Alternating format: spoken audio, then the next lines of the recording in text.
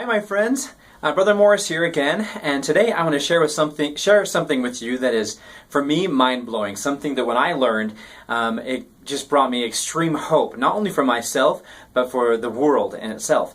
This is the equation for change. Not only equation for change, but the equation to create real and lasting change. And I want to share this with you today. And what better time than now, when you are working on a project that relates to striving to change the world with finding ways to help domestic violence victims and also human trafficking. How we can improve the world by improving those two problems to make them non-existent. So this is the equation for change. So go ahead and follow along and create these notes as we talk about it together, and this will be part of your tab 4. Now, this circle here represents our brain, and I've divided it up into two different sections. The first section, this top part, is what we're going to call the conscious mind, and the bottom section is what we're going to call the subconscious mind. Now, the conscious mind can really only handle about 7 to 10 things at a time before we start to forget things, before things start to fall off our brain and we forget them. My wife will sometimes send me a list to the grocery store, and it'll be a long list, and I'll think, oh, I've got this. And I get to the store, and invariably I forget something, or I purchase something that she didn't even ask for. It's because I had too many things happening up there and things were falling off, and that's just what happens. That is normal. The subconscious brain, our mind, on the other hand, can actually handle and is in charge of taking care of millions and millions and millions of functions of our body. Cell reproduction, the healing of our bodies when we're ill. It takes care of potty training, how we can learn to potty train, riding a bike, standing up without falling over, breathing. All of these things are governed by the subconscious mind. And literally, we don't have to think about it. Just imagine it if we had to think about both. So this equation for change is really important, number one, to understand the difference between the conscious and the subconscious mind. So let's go through this together. So we have our brain here. And, when we are an infant, our subconscious mind is wide open. Just imagine it. An infant who can go from doing nothing, literally nothing, to walking, running, jumping, dancing within literally a matter of months when it comes down to it. Imagine if we had the same amount of growth and the same period of time that an infant does. That'd be pretty cool, wouldn't it? Well, what happens is the infant's subconscious mind is wide open, and when they're born, their eyes are wide open and they're just looking around and observing everything. Everything is just pouring into that subconscious mind. And they're able to make some really amazing growth patterns while that subconscious mind is open. So what happens now, by about the age of 14 to 16 if you're a man, and a little bit later if you're a woman, that subconscious mind is coming to a close. So new information is no longer sinking in to where it's a part of our being, a part of us. That's why many of us don't even have to think about riding a bike, because we learned to ride the bike when we were just 3, 4, 5, 6 years old. And it's a part of us. We don't really have to think about it anymore. Well, here we have an opportunity. Okay, so we're about 14 if we're a boy, and a little bit older if you're a girl, and that brain's coming to a close. Does that mean that we can't change? No. But what it does mean is that many of us are walking around in this world today with the mentality of a 14 to 16-year-old person, approaching adult problems with the mentality of a child or a teenager. Pretty scary, isn't it? Well, let's decide now. Let me teach you now how we can create real and lasting change, because it doesn't have to be that way. We can create change in our lives. We can allow things back into our subconscious mind. And here's what happens. This is our brain. Every day of our life, we receive new experiences. New experiences come into our lives, new relationships, just new nuances that are happening. And if we're not careful, we fall into old patterns and old programming from when we were a kid and what feels comfortable and normal to us. And we begin to react. Now notice I put a dash between the re and the act. We literally begin to react what we did when we were a child up into about 14 to 16 years old, approaching this new experience in the same way we always have. And so what we get is we get this pattern where we have new experiences and we get the same results we've always gotten, and we get frustrated. And many of us say, I feel like I'm spinning my wheels. Does this sound like you? Sounds like me many times. So what we need to understand now is that in order to move forward in our life, we first have to understand where we've been. And we call where we've been our A story.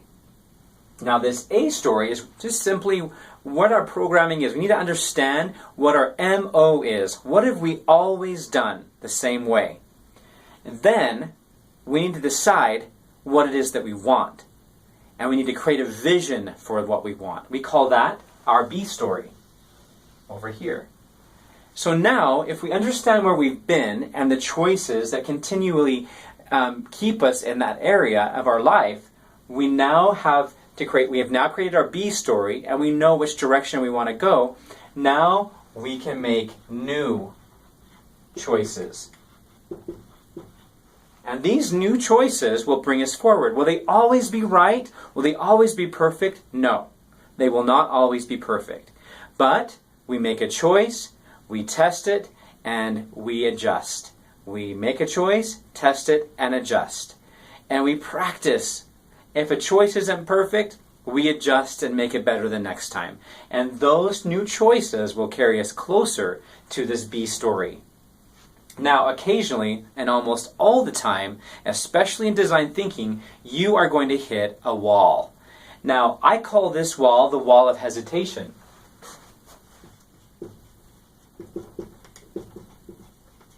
This wall is interesting because it comes in the form of other people saying, what are you doing? Why are you doing this? Why you're different? I don't know if I like this new you. You'll start to feel uncomfortable in your own skin thinking, am I doing the right thing? Am I moving forward in the right direction? Is this B story really what I should be focusing on? Well, the answer to that is, if it's a good thing that you're progressing toward, then yes. Yes, you need to continue moving forward. And the only thing you're feeling is what we call cognitive dissonance in our brain. So try this with me. Try folding your arms. Now flip it so the other arm is on top. It feels different, doesn't it? It's hard. I have a hard time doing it. It feels different. If your brain is fighting it, it isn't sure if it likes it, it wants you to go back to what's comfortable. I know it takes me a second to do it. There we go. It's hard. And that's what we call cognitive dissonance. Our body is saying, wait a minute, this isn't comfortable, but you're saying in your mind, this is the new MO, this is what we're doing now. And the more often that we do these and make these new choices that carry us forward, the closer we will get to this B story. Now, if we hit this wall and we give up, then we fall back into old choices and old programming and we continue spinning our wheels. So the cool thing is, you guys, this is amazing, that we have the power to choose. Now, as individuals and as sons and daughters of God, it's important to understand that we came to this earth with some powers from our Heavenly Father, some literal gifts from Him. We've heard of them. The power of procreation, the power of the priesthood. Well, the power to choose is another one. And you have the power to choose which way you are going to go. Are you going to create a new vision? Or are you going to stick with old programming that has not gotten you very far in your life? My friends, this end goal right here is achievable. And you can change today. This is what it boils down to, about creating new choices and not giving up when you hit the wall.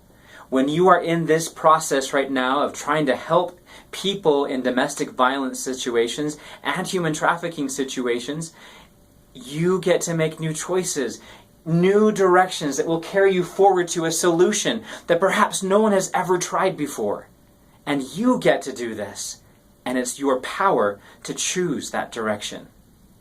It is people like you that understand this equation for change and make progress towards your end goal that actually move forward to create change.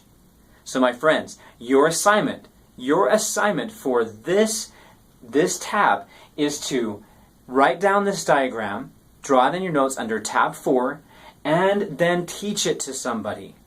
And when you have taught it to somebody, relay it to your TA and have him sign off on it, or her. My friends, once again, this equation for change is more than just a beautiful diagram.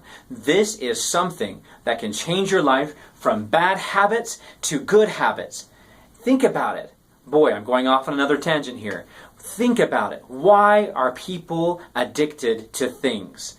Because they have a need. They have a need, and the need is not bad. And they have a way to fulfill that need.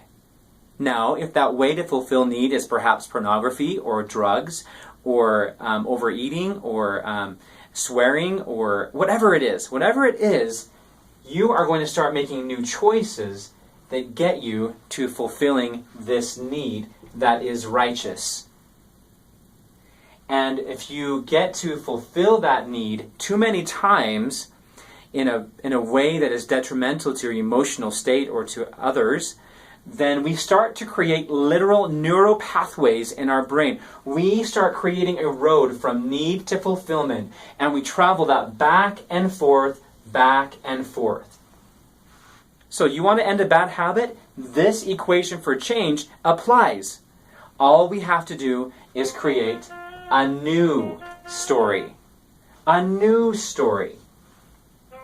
And we start making new choices that get us to this new story. Over and over and over again until we have traveled that road more than we have traveled this road of old habits.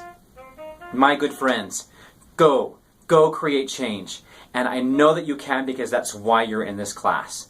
Thank you so much for listening, and we'll be looking forward to seeing you soon. See you later.